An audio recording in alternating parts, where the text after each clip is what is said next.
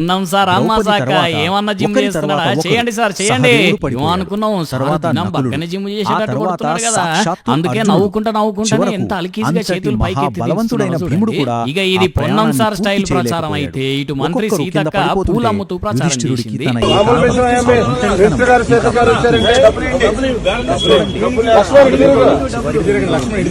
అట్లనే ఒక్క పూలు అమ్ముకుంటా ప్రచారమే చేసింది అనుకునే చూడండి ఇంకేం చేసిందో. రావాలే గరం గరం ఛాయ్ అని ఛాయ్ ఇస్తూ హోటల్ అడుగుతున్నది కదా, అగో ఛాయ్ పైసలు కూడా తీసుకుంటున్నది.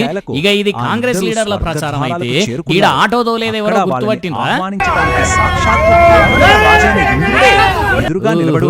తలసాని సీనన్న ఖతర్నాక్ గా తోలుతున్నాడు ఆటో.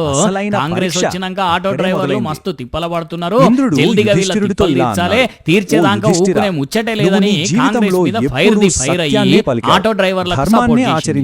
ఇక ఇది తలసాని సీనన్న స్టైల్ అయితే హరీష్ రావు సారు, ఎమ్మెల్యే కృష్ణారావు సార్లు కోకాపేట నుండి ఎర్రగడ్డ గోకుల్ టాకీస్, అక్కడ నుండి తెలంగాణ భవన్ కు ఆటోలో వచ్చి ఆటో కార్మికులకు సర్కారు 1500 కోట్లు బాకీ పడ్డది, వెంటనే విడుదల చేయాలని డిమాండ్ చేశారు. అటు మాజీ మంత్రి కేటీఆర్ సార్ కూడా ఇంటి దగ్గర నుంచి బీఆర్ఎస్ పార్టీ ఆఫీస్ కు ఆటోలోనే వచ్చి రేవంత్ రెడ్డి సర్కార్ మీద ఫైర్ అయ్యారు. ఇటు బీఆర్ఎస్ మహిళా లీడర్లేమో ఆటోలలోనే ప్రయాణం చేసి మహిళా కమిషన్ కార్యాలయానికి పోయి కొందరు మంత్రులేమో మహిళా అధికారులను ఇంటికి పిలిపించుకొని సమీక్ష పద్ధతి పాలన సక్కగా చేయాలి అని మీడియా ముంగటికి వచ్చి సురకలంటించారు. ఇక అటు బీజేపీ వాళ్ళు కూడా బాగానే ప్రచారం చేస్తున్నారు, ఇంటింటికి తిరిగి ఓట్లు అడిగిండ్రు.